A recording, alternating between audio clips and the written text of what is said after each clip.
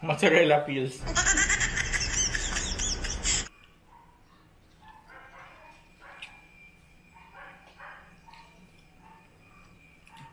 So nagkalat na guys yung mozzarella. Ilonggo mozzarella.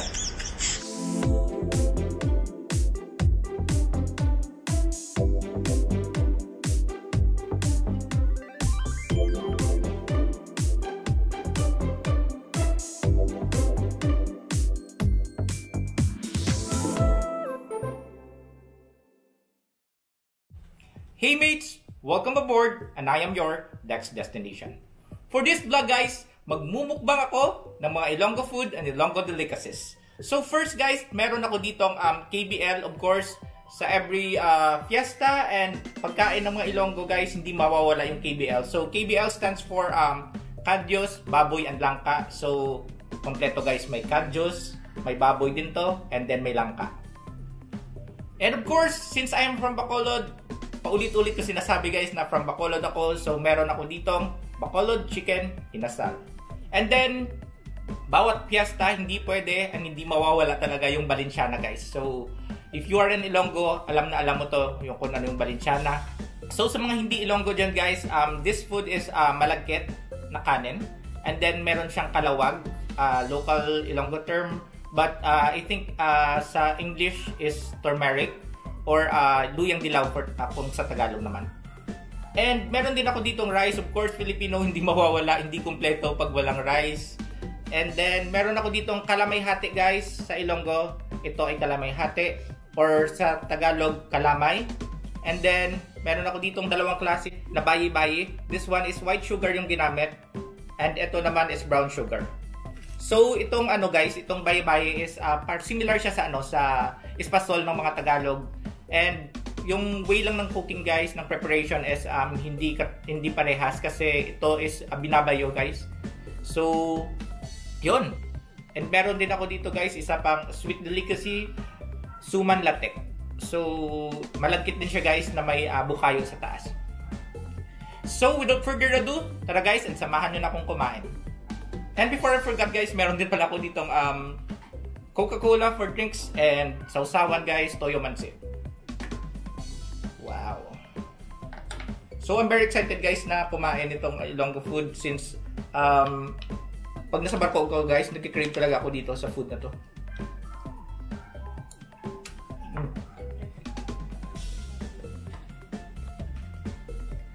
And yung guys, yung isa pa pala sa sa added flavor and nagpapasarap dito sa KBL is yung batuan. So, yung batuan guys is siya, citrus na ay hindi siya citrus, I think it's sour fruit na bunga siya guys ng isang puno. And lang siya guys, parang endemic siya dito sa sa Western Visayas and some nearby regions. Kasi guys, mostly dito lang siya sa Western Visayas ginagamit. I think some part of Philippines siguro meron din kasi tropical country lang naman tayo. Pwede din naman sila magtanim. Kaso hindi siya yung hindi siya guys ginagamit sa cooking. So sa lang siya, sa may Western Visayas mostly na mga food. So ginagamit talaga siya.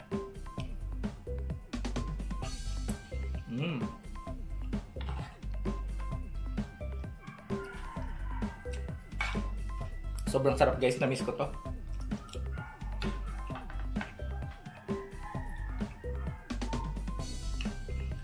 And chicken inasal. Wow.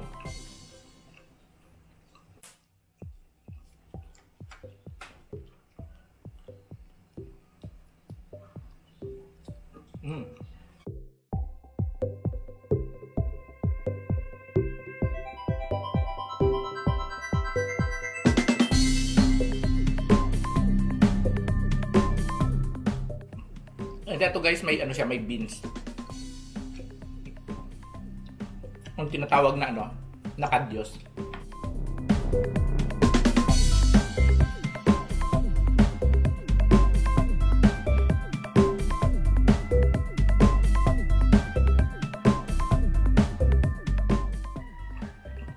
And ako guys, sobrang kilig ko talaga sa inasal.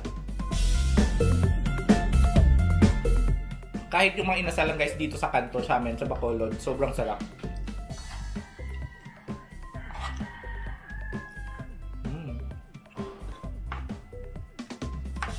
And narinig guys, may mga titalak ng manok. So, mapipil mo guys na sa probinsya ko na talaga. So, yan.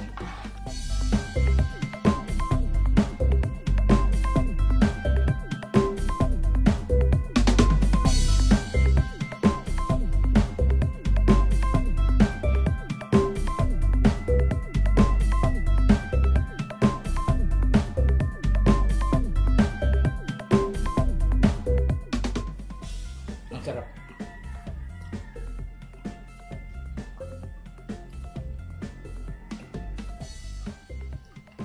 And itong soup guys, yung sabaw ng ng KBLS maasim. So ako guys, sobrang hindi ko din sa mga maasim na na sabaw. Yung sinigang, yun, na ganon. Gusto ko rin yan. And then meron pa kami ditong isang guys, isang sabaw na dish, yung yung kansi. So ganun din siya guys, similar din, may maasim din yung yung soup niya.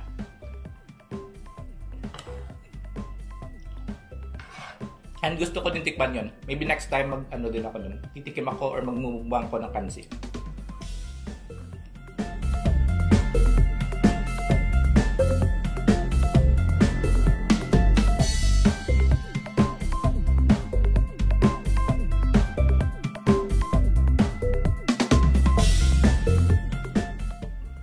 And dito sa Bacolod guys, or sa Western Visayas, mahilig din kami dito sa sa hilaw na langka, yung ginugulay. Kasi marami din kami mga dish na mga may na main ingredient is langka.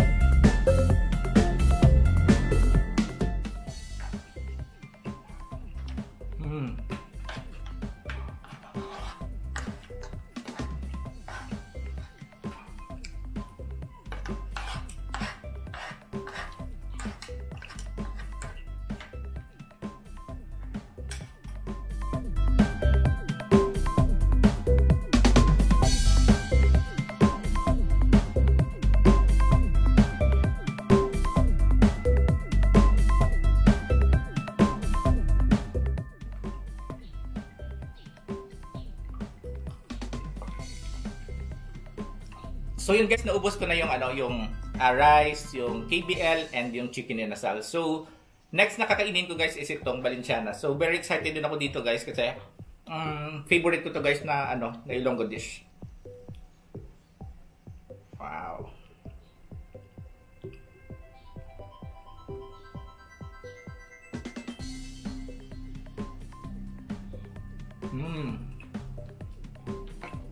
Ang sarap.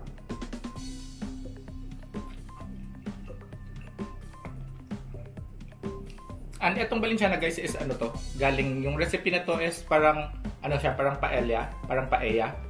So depende sa iyo kung paano isabihin yun kasi minarinig ako paella, yung iba naman is paella, pagpasosyal. So yun. And to guys, Spanish dish.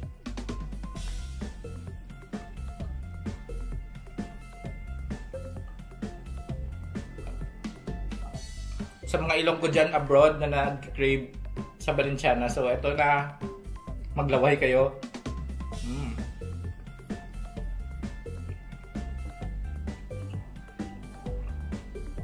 Kasi ako guys, pag nanonood din ako ng mga mukbang, nag-search din ako ng mga Ilonggo food mukbang. So nag-crave ako guys, at naglalaway din ako sa ibang mga Ilonggo na nakakakain ito. And now, craving satisfied.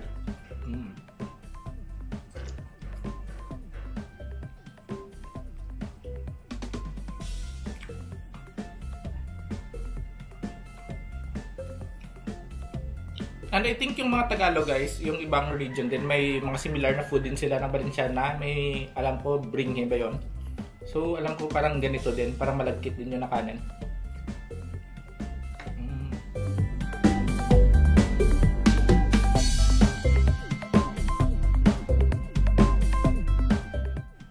And sa lugar ng mama ko guys, sa Bantayan Cebu, mayroon din sila Balenciana, pero yung kulay guys is iba.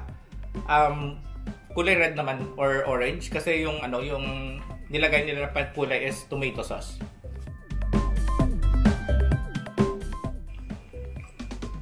And hindi kumpleto yung handaan ng mga Ilonggo pag wala yung Balenciaga, guys.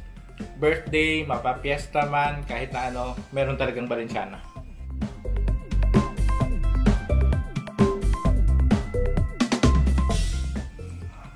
Grabe guys, yung kinain ko ngayon is carbs to carbs to carbs to carbs.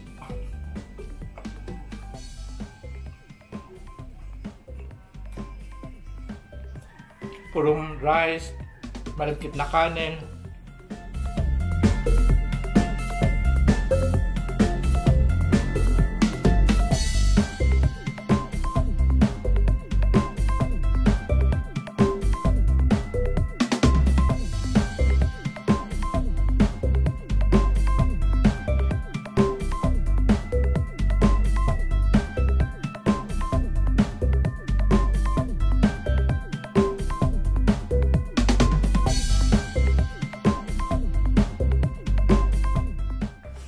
And naubos ko na yung Balenciaga, guys. So let's proceed naman sa mga delicacies or mga kakanin dito sa Negros or Bacolod.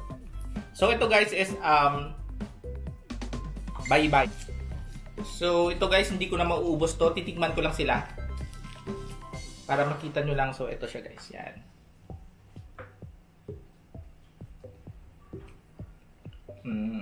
Masarap. Sobrang sarap din ito guys kasi ako sobrang hilig ko sa mga kanin and then sa mga food na may mga ano, na may mga gata.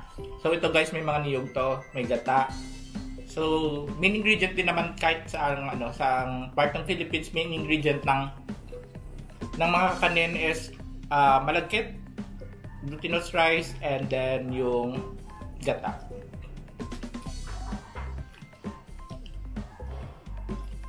So sabi ko titikman ko lang pero piling ko maubos ko rin. Sobrang sarap. And ito guys is bye-bye din siya pero ano siya, white sugar. Ito is brown sugar. So I think same lang din sila ng lasa. Kulay lang yung ano, pinagkaiba.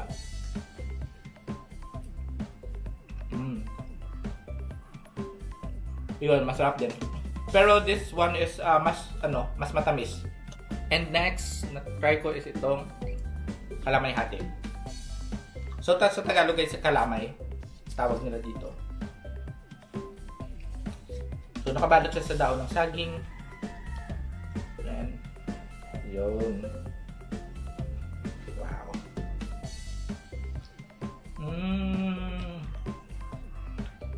Parang ano lang guys, parang kumakain ka lang ng ano, mozzarella.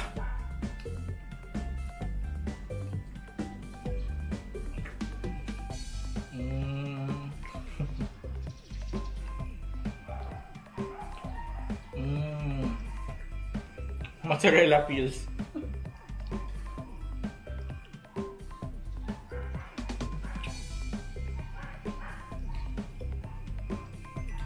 So nagkalat na guys yung mozzarella. Ilonggo mozzarella. Sobrang sarap. And ito guys is suman latik. So parang ano lang to guys, parang suman na may ano, na may latik sa taas. Or bukayo.